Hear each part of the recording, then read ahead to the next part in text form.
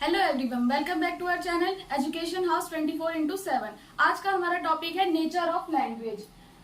सबसे पहले जानते हैं कि लैंग्वेज क्या होता है। लैंग्वेज जो है लिंगुआ वर्ड से बना है, जिसका मतलब होता है टंग। और लैंग्वेज का हम सभी की लाइफ में बहुत ही इंपॉर्टेंस है और इसकी काफी सारी डेफिनेशन है, पर कोई भी एक डेफिनेशन जो है वो सारे इसके फीचर्स को ग्रेस्प नहीं कर पाई है, इसलिए इसकी काफी सारी डेफिनेशंस है और हर एक डेफिनेशन में इसके हर एक पार्ट को डिफाइन किया गया है। और लैंग्वेज के बिना हम अपने जो फीलिंग्स है, अपने जो इमोशंस है, उसको दूसरों को पहुंचाने के लिए यूज करते हैं। बिना लैंग्वेज के हमारी लाइफ जो है बिल्कुल बेसलेस हो जाएगी, बिल्कुल खाली हो जाएगी। इसीलिए हम सबकी लाइफ में लैंग्वेज का बहुत ही यूज है। First point of nature of language is a means of communication. Language is the medium to convey our feelings and ideas to others. Language एक माध्यम है हमारी फीलिंग्स, आइडियाज, इमोशन को दूसरों तक पहुंचाने का। The communication from one person to other person will be accurate. और जो कम्युनिकेशन है वो एक पर्सन से दूसरे पर्सन तक तभी एक्यूरेट यानी कि सही हो सकती है जब हमारा मीडियम यानी कि लैंग्वेज जो है वो करेक्ट होगा। So it becomes very essential for a language user that he should have right type of pronunciation, good understanding of language. तो जो लैंग्वेज यूजर है यानी कि जो लैंग्वेज का यूज कर रहा है उसके पास पूरी एक्यूरेट प्रोनाउंसिएशन होनी चाहिए। किसी भी लैंग्वेज को बोलते टाइम उसकी अंडरस्टैंडिंग जो है वो काफी अच्छी होनी चाहिए, तभी जो कम्युनिकेशन होगा वो काफी अच्छा हो पाएगा। अगर कोई पर्सन बात कर रहा है किसी दूसरे से और उसकी प्रोनाउंसिएशन जो है वो करेक्ट नहीं है तो दूसरा पर्सन होगा वो उसकी लैंग्वेज को या जो वो बताना चाह रहा है उसको समझ नहीं पाएगा। इसीलिए जो लैंग्वेज है वो काफी बड़ा रोल प्ले करता है कम्युनिकेशन के अंदर। तो हमारी लैंग्वेज उसके अंदर जो प्रोनाउंसिएशन है और जो उसके इंटोनेशन, स्ट्रेस है, ये सब करेक्ट होनी चाहिए। Second point is language is verbal. Every language is verbal. हर एक लैंग्वेज जो है वो वर्बल होती है। It makes use of verbal element such as sound, word which are arranged to make these sentences. और जो लैंग्वेज है वो कुछ वर्बल एलिमेंट्स होते हैं जैसे साउंड्स, वर्ड्स, इनका यूज करती है कुछ सेंटेंसेस को अरेंज करने के लिए। फिर उसके बाद है यही सेंटेंसेस जो है हम इनको अरेंज करते हैं एक्सप्रेशन ऑफ थॉट बनाने के लिए। तो यानी कि जितनी भी लैंग्वेज है वो सभी वर्बल होती है। इसके अंदर हम वर्ड, साउंड्स, इनका यूज करके एक सेंटेंस बनाते हैं और फिर उन सेंटेंस को अरेंज करके हम अपने थॉट ऑफ एक्सप्रेशन को देते हैं। Third point is language is learn. Language जो है हमेशा से सीखी जाती है, टाइम कंज्यूमिंग प्रोसेस है। A child is not born with the skill of speaking. एक बच्चा जब बॉर्न होता है तो वो स्पीकिंग स्किल के साथ बॉर्न नहीं होता है। It is acquire after birth. और लैंग्वेज को हम अक्वायर करते हैं बर्थ के बाद। And it has to be acquired by conscious effort. और इसको हम अक्वायर कर सकते हैं कॉन्शियस एफर्ट के साथ। Language learning is a time consuming process. और जो लैंग्वेज लर्निंग है इसमें काफी समय लगता है। जैसे कि कोई बच्चा है वो स्टार्ट करता है पहले रोने से, उसके बाद वो वेबलिंग करना स्टार्ट करता है, फिर धीरे धीरे वो कुछ साउंड प्रोड्यूस करता है, उसके बाद धीरे धीरे ये डेवलपमेंट प्रोसेस जो चलती जाती है उसके थ्रू जैसे जैसे वो बड़ा होता है उसके थ्रू वो अपने स्टेज के अनुसार धीरे धीरे लैंग्वेज को सीखता जाता है। तो जो लैंग्वेज है ये सीखी जाती है हमेशा ही। Fourth point is language is unique. Every language is unique in itself. हर लैंग्वेज जो है अपने आप में ही यूनिक होती है। No two languages have the same set of pattern और structure of sound, words and syntax. किसी भी दो लैंग्वेज के जो फंक्शंस होते हैं और जो सेट ऑफ पैटर्न्स होते हैं या फिर स्ट्रक्चर होता है साउंड, वर्ड्स और सिंटैक्स का, वो सेम नहीं होता है। Although there are some similarity in certain languages, yet the languages are unique. हो सकता है कि कुछ दो लैंग्वेज में, किसी भी दो लैंग्वेज के अंदर कुछ सिमिलैरिटी थोड़ी बहुत हो जाए, बट स्टिल जो लैंग्वेज है वो यूनिक ही रहेगी। फॉर एग्जाम्पल इंग्लिश के अंदर जो सेंटेंस का स्ट्रक्चर होता है वो subject plus verb plus object होता है। वहीं पे अगर हिंदी की बात करें तो जो subject plus object plus verb होता है। तो जिसकी वजह से इनमें कुछ सिमिलैरिटीज हैं कि सब्जेक्ट पहले आता है, बट जो ये ऑब्जेक्ट और वर्ब की पोजीशन चेंज हुई है, इसकी वजह से जो लैंग्वेज है ये यूनिक हो जाती है। Fifth point is language is dynamic.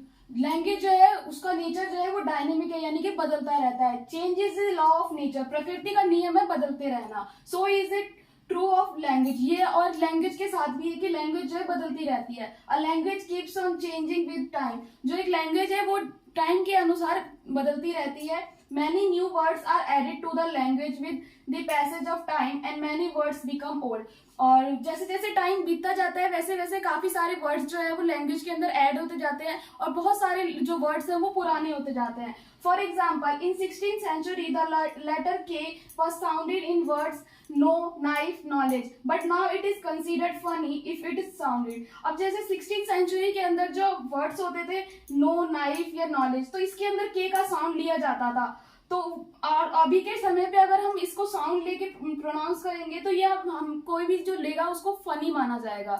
6th point is language is a skill subject. Learning of language is a skill. कोई भी लैंग्वेज को सीखना एक स्किल होता है.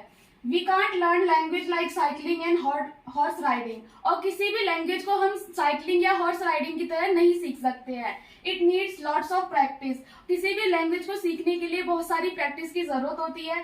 There are 4 skills of language: listening, speaking, reading and writing. And all the 4 skills are important in the learning of language. और language को सीखने के लिए 4 स्किल्स होती है: listening, speaking, reading and writing. और इन्हीं चारों स्किल्स की जरूरत होती है किसी भी लैंग्वेज को सीखने के लिए. 7th point is language is govern by a set of rules. कि कोई भी एक लैंग्वेज जो है वो सेट ऑफ रूल्स से चलती है. Every language follow a set of rules which are necessary for its proper functioning.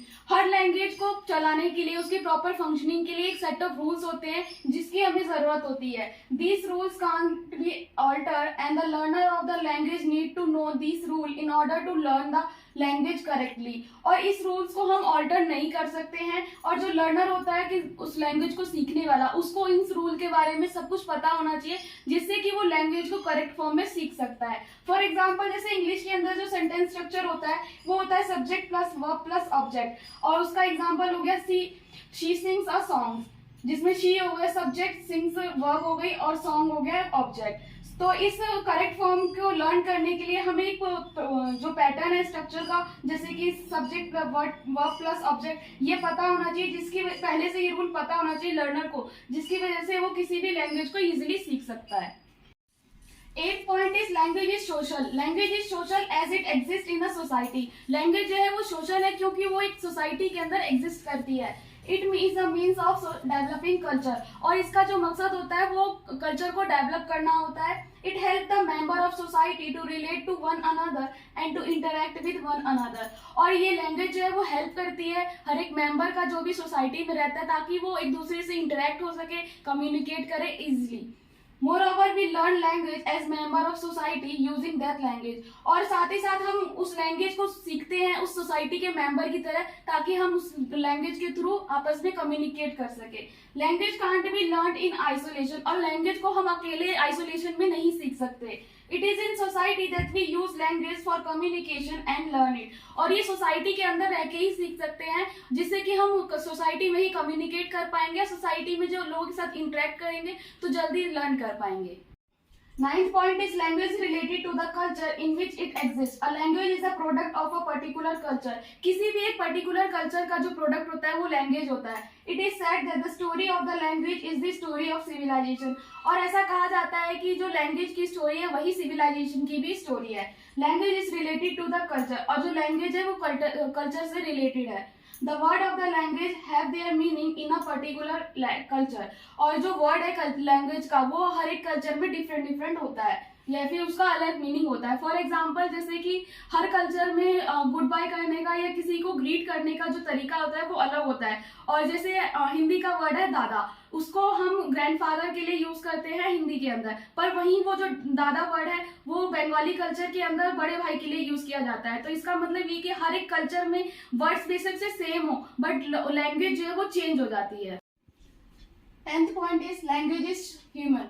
Human being are distinguished from animal because of language. Human being जो है एनिमल से इसीलिए डिफरेंट अलग है क्योंकि वो लैंग्वेज का यूज करते हैं. Even animal have a language but human being use language much more effectively for their communication. ऐसा नहीं है कि एनिमल लैंग्वेज का यूज नहीं करते, वो भी करते हैं, बट जो ह्यूमन बींग्स लैंग्वेज का यूज करते हैं अपनी कम्युनिकेशन के लिए वो ज्यादा इफेक्टिव यूज करते हैं. So language is basically human as it is use by human being for the communication of their ideas, thought and feeling. और इसीलिए जो लैंग्वेज है वो बेसिकली ह्यूमन है क्योंकि इसे ह्यूमन बीइंग के द्वारा यूज किया जाता है अपने आइडियाज को, थॉट और फीलिंग्स को दूसरों तक पहुंचाने के लिए, कम्युनिकेट करने के लिए.